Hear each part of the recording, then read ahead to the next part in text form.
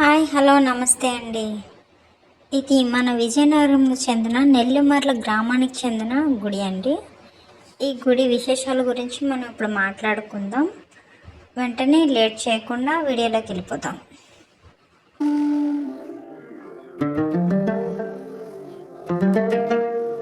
ఇక్కడ అమ్మవారు నిల్చుని ఉంటారండి. ప్రతి గుడిలోనే అమ్మవార్లు కూర్చొని సింహాసనం మీద ఆసనం అయి ఉంటారు. కానీ ఇక్కడ మాత్రం అమ్మవారు నిలబడి ఉంటారు. ఇక్కడ ఈవిడ ఒక్కవిడే కాదండి, ఈవిడ పేరు పూడమ్మ తల్లి.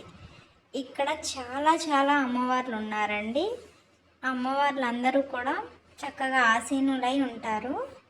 ఇక్కడ చాలా ప్రశాంతమైన వాతావరణము, వెదురు పొదలలో ఈ గుడి ఉంటుందండి. ఇక్కడ ఎంత ప్రశాంతంగా ఉంటే చాలా ప్రశాంతంగా ఉంటుంది. ఇక్కడ నాగమ్మ తల్లి గుడి కూడా ఉందండి.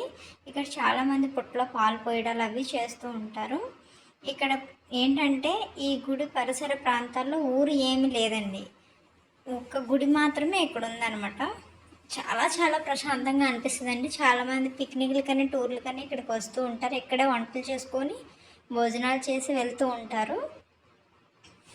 మీ అందరికీ ఈ గుడి తెలిసిన వాళ్ళు కామెంట్ చేయండి, తెలియని వాళ్ళు దర్శించుకుంటారనే ఉద్దేశంతో నేను ఈ వీడియో తీస్తున్నాను.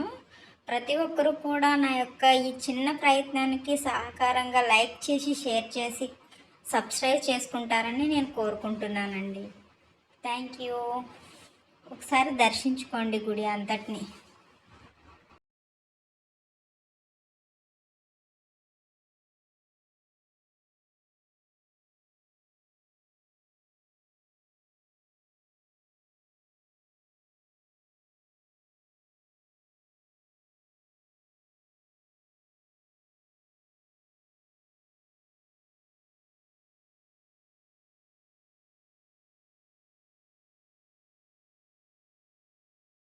కార్తీక మాసంలో చాలా రష్గా ఉంటుందండి ఈ టెంపుల్ అంతా.